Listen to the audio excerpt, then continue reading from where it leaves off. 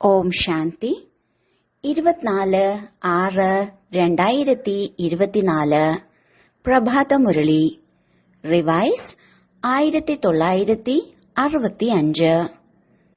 മുരളിയുടെ ടൈറ്റിലാണ് പവിത്രതയാകുന്ന ഗുണം ധാരണ ചെയ്ത് ഡയറക്ടറിന്റെ നിർദ്ദേശങ്ങൾക്കനുസരിച്ച് നടന്നുകൊണ്ടിരിക്കൂ, എങ്കിൽ ദേവതാ രാജ്യത്തിൽ എത്തിച്ചേരും. പ്രഭാത ക്ലാസ്സിൽ കേൾപ്പിക്കുന്നതിനുള്ള ജഗദംബ മാതാവിന്റെ മധുര മഹാവാക്യം. ഓം ശാന്തി. ഈ ലോകത്തെ നാടകം എന്ന് പറയുന്നു. ഡ്രാമ എന്ന് പറഞ്ഞാലും നാടകമെന്ന് പറഞ്ഞാലും കളിയെന്ന് പറഞ്ഞാലും കാര്യം ഒന്നു തന്നെയാണ്. നാടകത്തിൽ ഒരു കഥയാണുള്ളത്. അതിൽ ധാരാളം ഉപകഥകൾ, അതായത് ബൈ പ്ലോട്ടുകൾ ഇടയ്ക്ക് കാണിക്കുന്നു. എന്നാൽ കഥ ഒന്നേ ഉണ്ടാകുള്ളൂ. ഇത്തരത്തിൽ ഇത് പരിധിയില്ലാത്ത വിശ്വ ഡ്രാമയാണ്.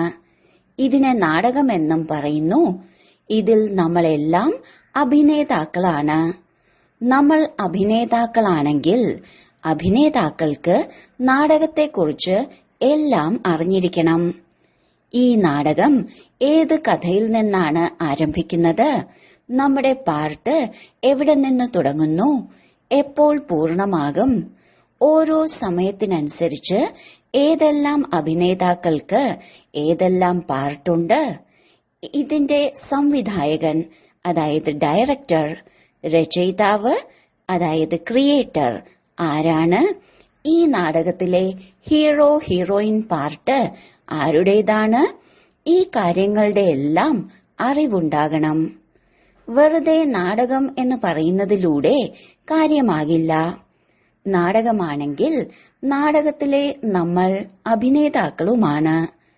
ഏതെങ്കിലും അഭിനേതാവിനോട് നമ്മൾ ഇതിന്റെ കഥ എന്താണ്, എവിടെ നിന്ന് തുടങ്ങുന്നു, എവിടെ പൂർണ്ണമാകും ചോദിക്കുകയാണെങ്കിൽ അവർക്ക് അറിയുകയില്ല എന്ന് പറഞ്ഞാൽ ഇതിനെ എന്തു പറയും?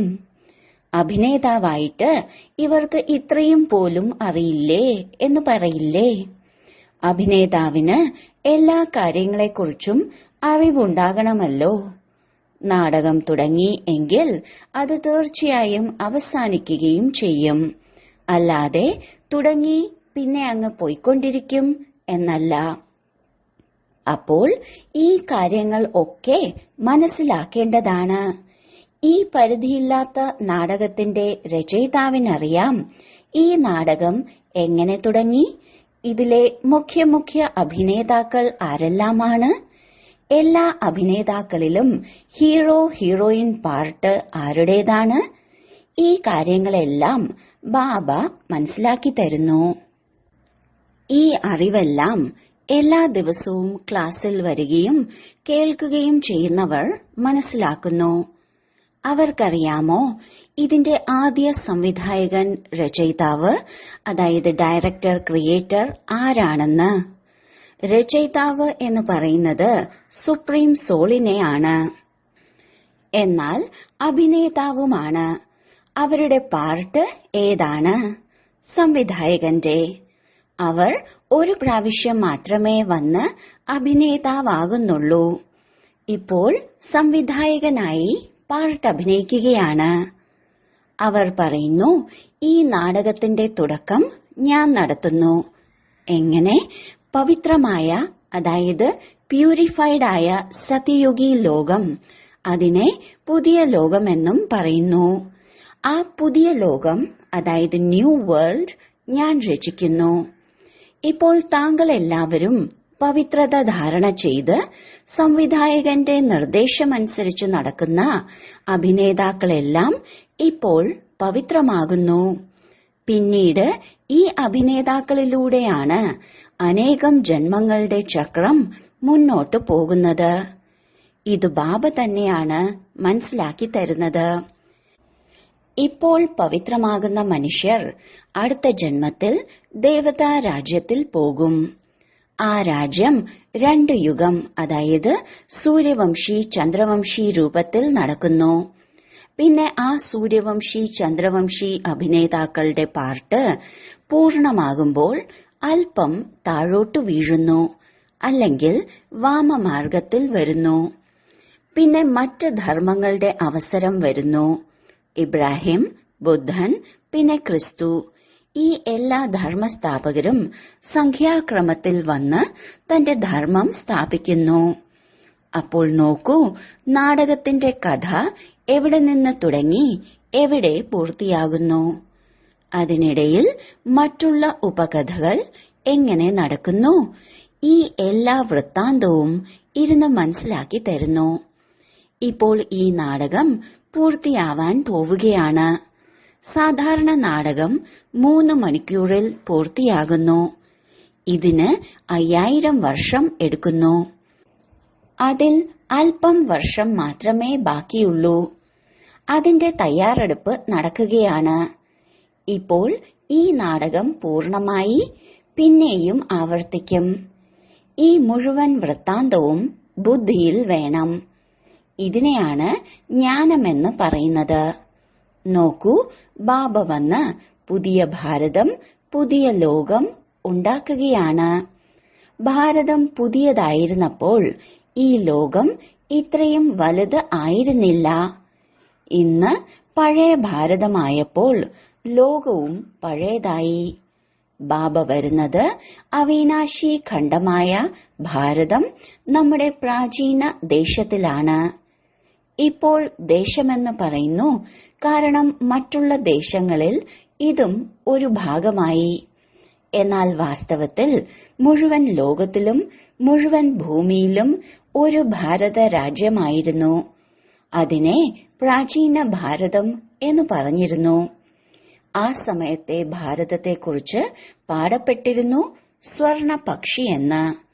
മുഴുവൻ ഭൂമിയിലും കേവലം ഭാരതത്തിന്റെ മാത്രം നിയന്ത്രണമായിരുന്നു. ഒരു രാജ്യമായിരുന്നു, ഒരു ധർമ്മമായിരുന്നു. ആ സമയം പൂർണ്ണ സുഖമായിരുന്നു. ഇപ്പോഴില്ല.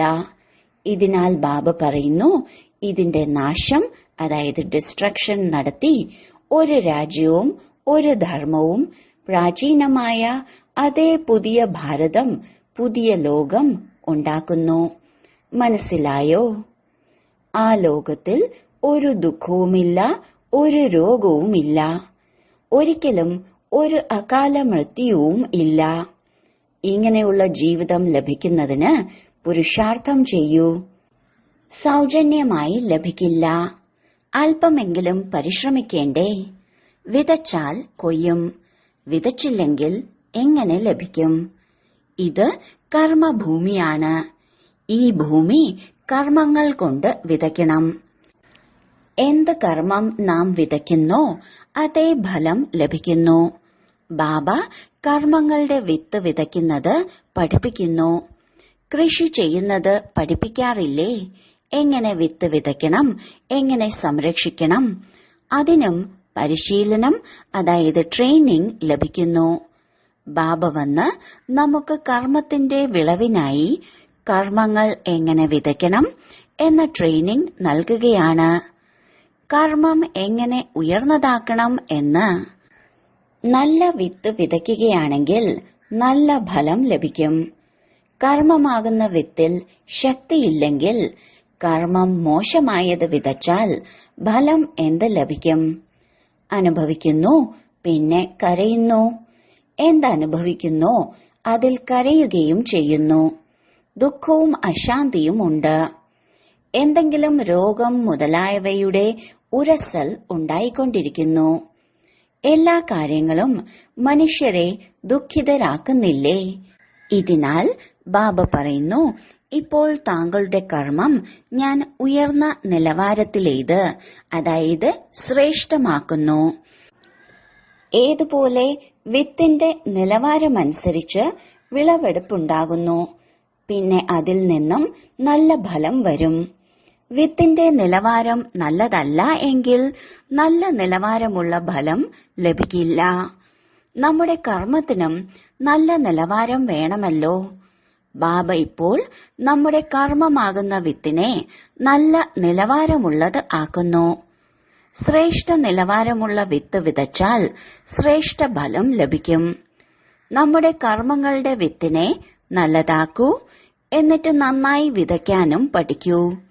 ഈ കാര്യങ്ങളെല്ലാം മനസ്സിലാക്കി ഇനി തന്റെ പുരുഷാർത്ഥം ചെയ്യൂ. ശരി, ഇനി 2 മിനിറ്റ് നിശബ്ദരായി ഇരിക്കൂ. സൈലൻസ് എന്നാൽ ഞാൻ ആത്മാവാണ്. ആദ്യം സൈലൻസ്, പിന്നെ ടോക്കിയിലേക്ക് വരുന്നു. ബാബ പറയുന്നു, ഇപ്പോൾ നിശബ്ദ ലോകത്തിലേക്ക് പോകണം. അപ്പോൾ നിശബ്ദമാകണം. ശാന്തി എന്റെ സ്വധർമ്മമാണ്. ഈ നിശബ്ദതയിലേക്ക് പോകുന്നതിന് പറയുന്നു, ഈ ദേഹത്തിന്റെയും ദേഹം ഉൾപ്പെടെയുള്ള ദേഹത്തിന്റെ സകല ബന്ധങ്ങളുടെയും മമത്വം വിടണം. ഇതിൽ നിന്നും മാറി വേറിട്ട് നിൽക്കൂ.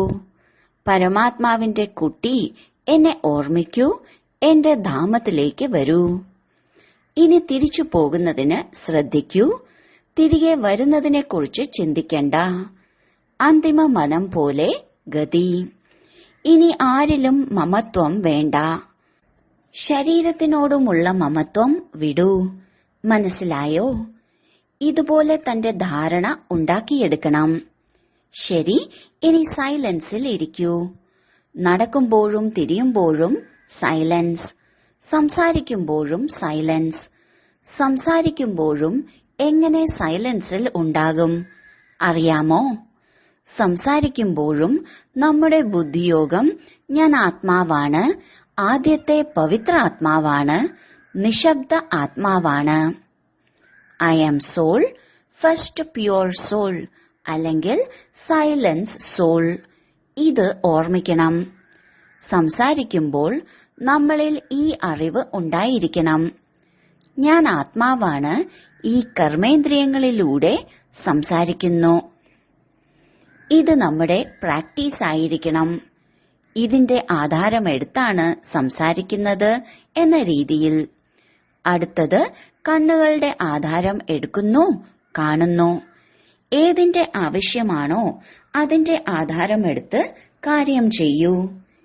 ഇങ്ങനെ ആധാരമെടുത്ത് കാര്യം ചെയ്യുന്നതിലൂടെ വളരെ സന്തോഷമുണ്ടാകും. ഒരു തെറ്റായ കാര്യവും ഉണ്ടാകില്ല. ശരി, ഇങ്ങനെ ബാബ് ദാദയുടെയും അമ്മയുടെയും മധുരമധുരമായ വളരെ നല്ല സദാ സൈലൻസിന്റെ അനുഭവം ചെയ്യുന്ന കുട്ടികൾക്ക് സ്നേഹസ്മരണയും സുപ്രഭാതവും. ശരി, സന്ദേശിയുടെ ശരീരത്തിലൂടെ സർവശക്തിവാൻ പിതാവ് ഉച്ചരിച്ച മഹാവാക്യങ്ങൾ മാതേശ്വരി ജിക്ക് വേണ്ടി. അല്ലയോ ശിരോമണിയായ രാധാപുത്രി, നിങ്ങൾ രാത്രിയും പകലും എനിക്ക് സമാനം ദിവ്യ കാര്യങ്ങളിൽ തൽപരരായിരിക്കുന്നു. അർത്ഥം, വൈഷ്ണവ ശുദ്ധ സ്വരൂപമാണ്. ശുദ്ധ സേവനം ചെയ്യുന്നു.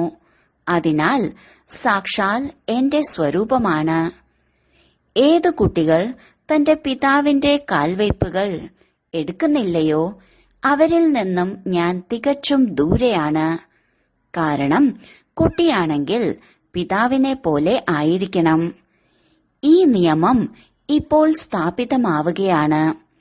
ഇത് സത്യയുഗം ത്രേത വരെ നടക്കുന്നു. എങ്ങനെയാണോ അച്ഛൻ അതുപോലെ കുട്ടി. എന്നാൽ ദ്വാപര കലിയുഗത്തിൽ ഏതുപോലെ അച്ഛൻ അതുപോലെ കുട്ടി ആയിരിക്കില്ല. ഇപ്പോൾ കുട്ടികൾക്ക് അച്ഛനെ പോലെ ആകുവാൻ പരിശ്രമിക്കേണ്ടി വരുന്നു. എന്നാൽ അവിടെ സ്വാഭാവികമായും നിയമമുണ്ട്, ഏതുപോലെ അച്ഛൻ അതുപോലെ കുട്ടി എന്ന്. ഈ അനാദി നിയമം ഈ സംഗമ സമയം ഈശ്വരൻ പിതാവ് പ്രത്യക്ഷമായി സ്ഥാപിക്കുന്നു. 2. മധുരമായ പൂന്തോട്ടക്കാരന്റെ മധുരമായ മധുര ദിവ്യ പുരുഷാർത്ഥി മകളെ, ഇനി നിനക്ക് വളരെ രമണീകവും മധുരമുള്ളതും ആക്കണം. വിശ്വരാജ്യത്തിന്റെ ചാബി സെക്കൻഡിൽ പ്രാപ്തമാക്കുക, മറ്റുള്ളവരെയും അതിനായി യോഗ്യരാക്കുക എന്നുള്ളത് നിങ്ങളുടെ കയ്യിലാണ്. നോക്കൂ, എല്ലാ മനുഷ്യരുടെയും അധികാരിയായ സർവശക്തിമാൻ പ്രത്യക്ഷത്തിൽ ഈ കർമ്മക്ഷേത്രത്തിൽ വരുമ്പോൾ മുഴുവൻ സൃഷ്ടിയും ഹാപ്പി ഹൌസ് ആയി മാറുന്നു. ഈ സമയം ആ ജീവജാലങ്ങളുടെ അധികാരി അവ്യക്ത രീതിയിൽ സൃഷ്ടിയെ നയിക്കുകയാണ്. എന്നാൽ എപ്പോൾ പ്രത്യക്ഷ രൂപത്തിൽ ദേഹധാരിയായി അധികാരത്തിൽ കർമ്മക്ഷേത്രത്തിൽ വരുന്നു, അപ്പോൾ സത്യത്രേതായുഗത്തിന്റെ സമയം എല്ലാ ജീവജാലങ്ങളും സുഖിയായി തീരുന്നു. അവിടെ സത്യതയുടെ സഭ തുറന്നിരിക്കുന്നു. ആര് ഈശ്വരീയ സുഖം പ്രാപ്തമാക്കാനായി പുരുഷാർത്ഥം ചെയ്തുവോ അവർക്ക് അവിടെ സദാകാലത്തേക്ക് സുഖം പ്രാപ്തമാകുന്നു.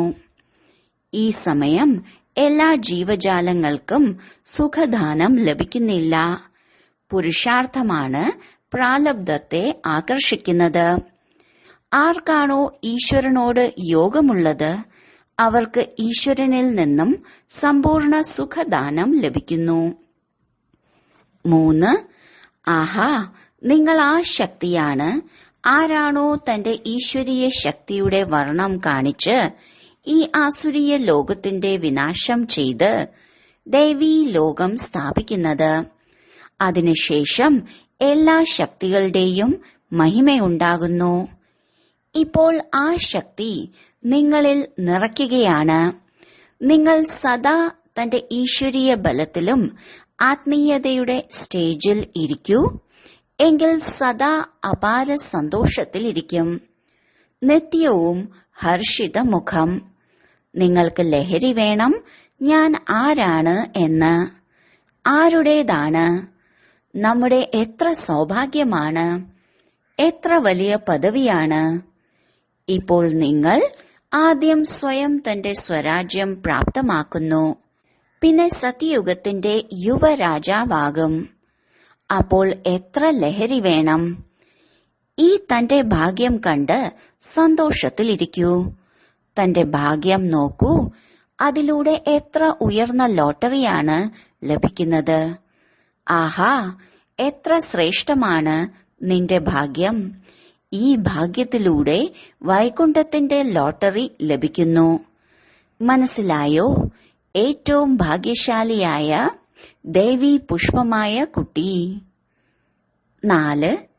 ഈ പ്രസന്നമായ സംഗമ സമയത്ത് സ്വയം നിരാകാരനായ പരമാത്മാവ് സാകാരത്തിൽ വന്ന് ഈ ഈശ്വരീയ ഫാക്ടറി തുറന്നിരിക്കുന്നു. ഇവിടെ നിന്ന് ഏത് മനുഷ്യനും തന്റെ വിനാശി ചവറുകൾ നൽകി അവിനാശി ജ്ഞാനരത്നങ്ങൾ എടുക്കുവാൻ സാധിക്കും. ഈ അവിനാശി ജ്ഞാനരത്നങ്ങളുടെ ഇടപാട് അതിസൂക്ഷ്മമാണ്.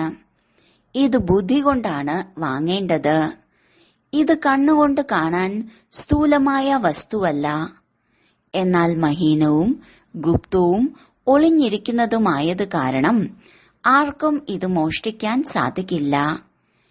ഇങ്ങനെ സർവോത്തമമായ ജ്ഞാനസമ്പത്ത് പ്രാപ്തമാകുന്നതിലൂടെ അതിനിർസങ്കല്പവും സുഖദായി അവസ്ഥയും ഉണ്ടാകും. എപ്പോൾ വരെ ഈ അവിനാശി ജ്ഞാനസമ്പത്ത് വാങ്ങിയിട്ടില്ലയോ അപ്പോൾ വരെ നിശ്ചിന്തവും അല്ലലില്ലാതെയും നിർസങ്കല്പവും ആകാൻ സാധിക്കില്ല. ഇതിനാൽ ഈ അവിനാശി ജ്ഞാനരത്നങ്ങളുടെ സമ്പാദ്യം ശേഖരിച്ച് തന്റെ ബുദ്ധിയാകുന്ന സൂക്ഷ്മ അലമാരയിൽ ധാരണ ചെയ്ത് നിത്യവും നിശ്ചിന്തമായിരിക്കണം. വിനാശി ധനത്തിൽ ദുഃഖം അടങ്ങിയിരിക്കുന്നു. അവിനാശി ജ്ഞാനധനത്തിൽ സുഖം അടങ്ങിയിരിക്കുന്നു. 5. ഏതുപോലെ സൂര്യൻ സാഗരത്തിലെ ജലം വലിച്ച് അത് ഉയർന്ന പർവ്വതങ്ങളിൽ വർഷിക്കുന്നു, ഇതും ഡയറക്റ്റ് ഈശ്വരനിൽ നിന്നുമുള്ള മഴയാണ്. പറയാറുണ്ട്, ശിവന്റെ ജടകളിൽ നിന്നും ഗംഗ ആവിർഭവിക്കുന്നുവെന്ന്. ഇവരുടെ മുഖാരവിന്ദത്തിൽ നിന്നും ജ്ഞാന അമൃതധാര വർഷിക്കുകയാണ്. ഇതിനെ തന്നെയാണ് അവിനാശി ഈശ്വരീയ ധാര എന്നു പറയുന്നത്. ഇതിലൂടെ നിങ്ങൾ ഭാഗീരഥപുത്രർ പവിത്രരായി അമരന്മാർ ആകുകയാണ്. ഇത് കിരീടധാരി ആകുന്നതിനുള്ള അത്ഭുതകരമായ മണ്ഡലിയാണ്. ഇവിടെ ഏത് നരനും നാരിയും വരുമോ അവർ കിരീടധാരിയായി തീരും. ലോകത്തെയും മണ്ഡലി എന്ന് പറയും. മണ്ഡലം അർത്ഥം സ്ഥാനം. ഈ മണ്ഡലി എവിടെ നിലകൊള്ളുന്നു? ഓംകാരത്തിൽ അർത്ഥം അഹം സ്വധർമ്മത്തിൽ. ബാക്കി മുഴുവൻ ലോകവും സ്വധർമ്മം മറന്ന് പ്രകൃതിയുടെ ധർമ്മത്തിൽ നിലനിൽക്കുന്നു. നിങ്ങൾ ശക്തികൾ പ്രകൃതിയെ മറന്ന് തന്റെ സ്വധർമ്മത്തിൽ നിൽക്കുന്നു. 6.